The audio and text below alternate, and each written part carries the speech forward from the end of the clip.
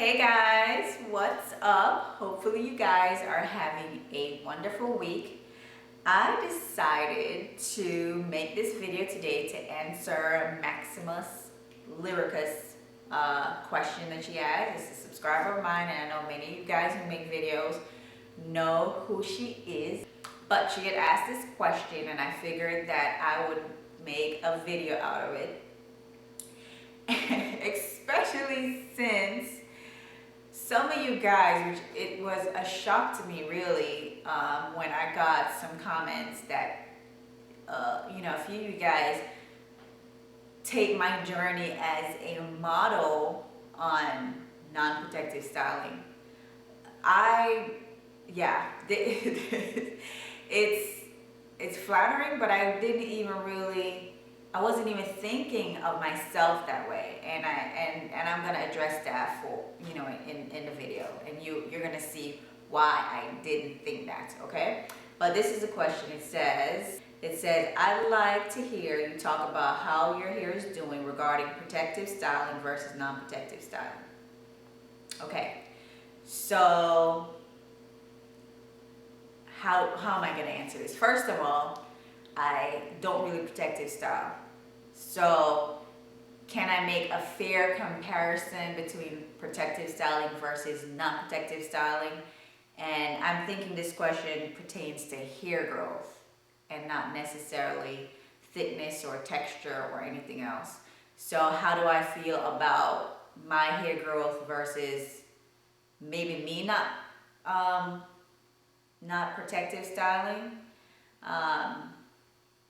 I don't really think about it, and I'll tell you why I don't think about it. The first thing is my goal has changed from wanting like waist length hair or really, really long hair. I never started my journey out thinking that I needed to grow my hair a particular length. If you guys saw my journey video, you guys saw that I had long permed hair, and I never really even thought about how long I wanted my hair to get when it was permed. I just know that I wanted long hair, but not necessarily length, because I've had really, really short haircuts in college. Like I had long hair when I went to college. I cut it off to the Tony Braxton haircut, and I just wore that for a few years and decided to grow it. So I never really had a particular length in mind when I was permed, and I never had a particular length in mind when I started my hair journey. Natural hair journey. In the process of making videos on YouTube and seeing other people talk about waist length hair, then I said, I wonder if I could grow waist length hair, right? And so I started, probably maybe a year, 2.5 or so on, doing things, that I thought would be beneficial to garner waist length hair. And somewhere along the line, I would say maybe last year sometime, it changed for me. I was, evaluating the time that I was putting into my hair and what I had going on, which I don't always talk about here on YouTube. I have a lot of time apart from maybe on, a Saturday night to really take care of my hair in terms of washing it and so on. So waist length hair for me right now, with the thickness of my hair, is just not a goal of mine. So that is just like, was out the window, okay? And because of that, and because I am obsessed, if you've been with me for a while, maybe you would have had an inkling on that. I'm obsessed with having hair from root to tip the same, I would say, thickness. So if I held my hair out like this, and if I was gonna look, I want my hair to come down really, really thick. I don't want to see it where at the end it's really, really thick. And I'll share this with you guys. When I was at the Good Hair Day series event, Um, a specialist that was here, their celebrity stylist, he said that if you take a section of your hair and you put the comb to the root and you run it down, probably not this thick, right? But you run it down, run it down, run it down, and to the point where if you can see that comb, it means at the point where you can see the comb is where you have split ends. Okay?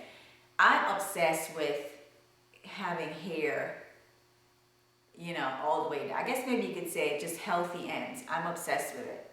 And I've seen a lot of people who, they have gorgeous hair. So I'm not taking away from that. I'm just saying I see a lot of people when they stretch their hair down, you can see that it's barely, they're stretching it down. So, ooh, I got waistline hair. Ooh, I have, areola. Ooh, I have, under thing. And the ends, so at a certain point, you will see like, okay, it's good to here. And then all the way down is just getting thinner, thinner, thin going down. Like, that's just not me. Okay? So I cut my hair all the time because of that. So those two major factors, I would say are good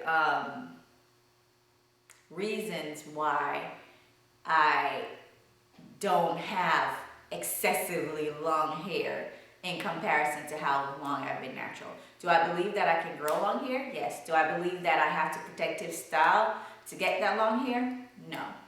Am I flattered that some of you guys think that I'm a model to grow hair without having protective style? I'm flattered, yes. But to be quite honest with you, that's not, I don't even really think about it that way because I just don't like protective styling. So I'm not making a conscious decision to say, I'm going to show you that you can grow your hair without protective styling. I just don't like protective styling. So I do everything to my hair that would allow me to keep my hair out and it don't break off because I don't want unhealthy hair. Do you guys get what I'm saying? Does that make any sense? I hope it does. So do I believe that you can do what I do and grow long hair? Of course. Do I believe that if I had protective style or just protective style by itself, would I have grown long hair? Yeah, I'm sure because I'm keeping it in there, but does it mean that it's healthy hair? That's the thing. Healthy hair meaning that is it healthy from root to tips? And I have seen a few people though who have protective style and who have healthy hair from root to tips. So I'm not saying there aren't any out there, but I'm saying there's a lot too that protective style and don't have healthy hair all the way down to the end. So that's kind of what I think about that. I don't compare myself to people, and that's like another thing. Like if you are on your hair journey, if you're just starting or wherever you are on your journey, if you are in the habit of comparing yourself to people, I could make a general statement, if you're comparing yourself to people just in generally, like that is not a healthy habit to maintain. So if you are doing that, it's probably a good idea that you work through those issues. I'm in my lane, they're in their lane. They're doing your thing, I can look over in your lane and say, do your thing. I'm in my lane, I know my strengths, I know my weaknesses, and I do my thing. With my hair, I don't think about it that much to say I'm going to be watching. I just love watching people's journeys. I love watching people excited about their hair, but I'm not going to say, ooh, wow, look at her hair. She is 4 years, 10 months along in her journey, and she got butt cheek hair length. That's just not me. I'll be like, ooh, that's great. You guys can let me know what you think in the comment section below, and I'll talk to y'all later. Maximus Luricus, hey, I hope I answered your question for you.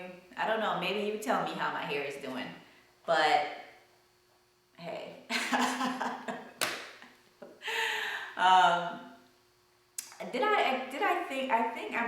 I think I said everything, I mean, I can't put it like this. I can't compare it because I don't protective style, and I chop my hair off a lot. So My hair is what it is. Like, I leave it as that.